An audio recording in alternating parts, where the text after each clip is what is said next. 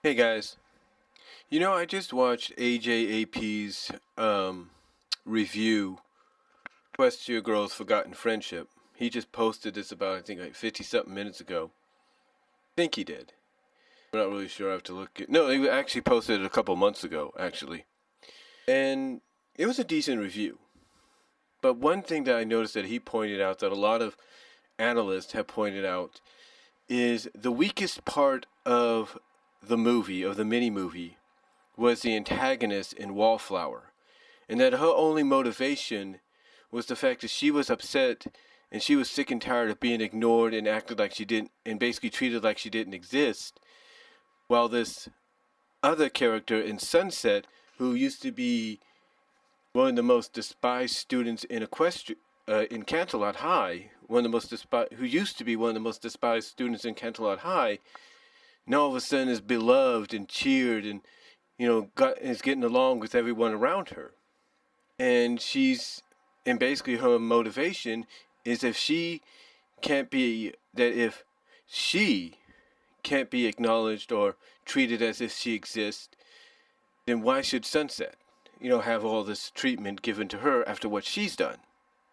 So, so to me, I can probably understand because yes, she does get reformed. She's basically misunderstood. She's basically falls into the category of being misunderstood. Like, why do people have to ignore me and yet they pay attention to this girl who used to cause trouble and nearly enslaved us all at one point?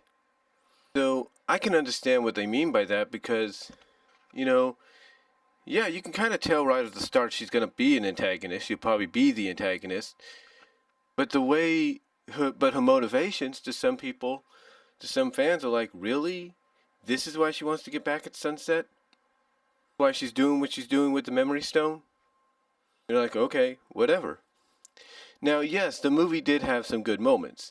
It gave more spotlight and a proper introduction to Equestria Girl's version of Trixie. They gave us the moment all fans have been waiting for, and that's Sunset reuniting with Celestria back in Equestria as a pony. And overall, it was a decent special. But when I hear some people like AJAP and Silver Quill and a few others, even Map, I believe, pointed this out, talking about how weak of a villain Wallflower was, and how kind of like back and forth the special was in itself. It gets me asking the question of, are the writers,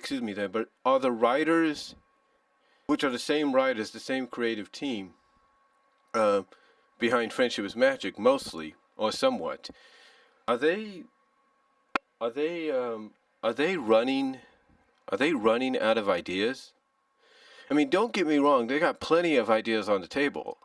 I mean, obviously, with all new mini shorts, 10 to 11 minute mini shorts, either that are shown and debuted on Hasbro's YouTube page. Uh, if you go by that, it shows that basically they are running out of anything but ideas, because it seems that they have story ideas coming out of the wazoo, almost. But when I ask this question, the reason I ask it is because even with the shorts, even though some of the shorts are original ideas, don't get me wrong, and some are original ideas that span two parts, sometimes they're just Equestria Girl rehashes or remakes or redoings of stories and episodes we've seen in Friendship is Magic. One example I will give you is Rarity Investigates. Rarity Investigates, the original story, debuted in Season 5 of Friendship is Magic. Rarity Investigates Equestria Girls recently debuted this year. Now, I can't say whether it was similar or not, but basically it had the same kind of tone. There would be moments where it'd go film noir, it'd go color, back to film noir, Rarity would go into these different outfits, stuff like that. So with a few exceptions when it comes to the shorts, like with Rarity Investigates, with a few exceptions there, the shorts are basically more original at times, and they seem to have more ideas set and ready for them than they would a mini movie or a feature-length film. And the reason I say that is if some people are kind of back and forth about forgotten friendship and saying that there are only certain positive things, like the one thing that will bring them back most times is just the reunion of Sunset and Celestia. So basically my question is, are they running out of ideas? For Equestria Girl, for the Equestria Girl specials, the mini movies or mini to feature length movies. Are they running out of ideas? Because the next two do sound promising. One is centered around theme parks, amusement parks, and that has some promise in it. The other is centered around selfies. Now, one of the titles I think that was thrown around, thanks to the leaks that came out earlier this year, is the title My Selfie and I. So you have to wonder whether or not that has to do with a magical camera that an antagonist of the story gets and uses to take pictures of all the students around them and trap them within those pictures. Or is My Selfie and I the other moment fans of both Friendship is Magic and Equestria Girls have been waiting for? And is that the moment where we see the debut of the real human Sunset and her coming face to face with the Equestria Girls Sunset, basically the pony turned human Sunset, face to face? Is that the moment? Will Sunset Shimmer of Equestria, come face to face with the real world version of herself? How will that play out? Because if that's what they're leaning towards with this selfie mini movie or whatever it's going to be, I can definitely tell you, if you think folks tuned in for Forgotten Friendship for the moment of Celestia and Sunset reuniting, you're going to have that same amount, if not more so, for this moment, if this moment happens as well. That's almost a guarantee. Almost a guarantee. Again, I'm not saying that's what it's going to be about, but my logical thought process would be, if Friendship is Magic is coming to an end, and Equestria Girls won't be that far behind, despite the fact that people say it's going to continue on even with G5, then I truly believe this selfie one could be the last feature-length movie or mini-movie that helps wrap up the Equestria Girls side of things as well when it comes to this current generation. But we'll have to wait and see. But besides those two, and a bunch of other new animated shorts for the YouTube digital series, the question still gets asked. Besides those, do they still have any fresh ideas remaining, or are they running out of ideas? That's what I'd like to know. Are they running out of ideas, or they still have a few left, left in their folders to pull out to really give us more compelling stories? Because, like I said, with the exception of maybe the digital series, where most of the time you will get original stories, but every now and then you'll get Equestria Girl retakes of stories we've seen in Friendship is Magic, the question still gets asked, are they running out of ideas? Right now, I will say they're not, from what I can tell. They're not, but in time you gotta wonder. Because if people will come out and say a character like Wallflower was the weakest point of Forgotten Friendship, and even though some will go back and forth on it, and say the only good thing about it was Sunset reuniting with Celestia, and that's the only reason they'll go back and watch it, as well as maybe the interaction between Human Trixie and Sunset, those few exceptions here and there,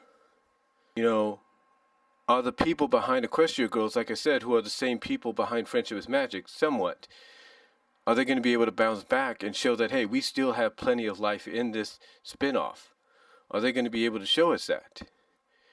In fact, I'll give you an example of what I'm talking about. When I was watching the Bronies react video to Shadowplay, Del Walsonator and Katie, aka Thespio and Midnight, when they reacted to the final climax, the final battle between the Pony of Shadows and the main seven, if you will, and the Pillars, after the Pony of Shadows was defeated and sent into limbo, Thespio, Dalwelsonator, and Kate said one thing. They said bye to the Pony of Shadows, and Thespio, Dalwelsonator, said see you in Equestria Girls 5. So what does that tell you? If someone like Thespio can be like, hey, the next time we're gonna, if someone like Thespio believes that the next time we'll see the Pony of Shadows is in Equestria Girls, who can say he's wrong? I mean, it was in a flashback in Shadow Play Part 2 where we finally got the connection between both series because we saw how the Sirens were defeated by the Pillars in the past. So the question is going to be, will we see the Pony of Shadows show up the same way, end up in the same situation?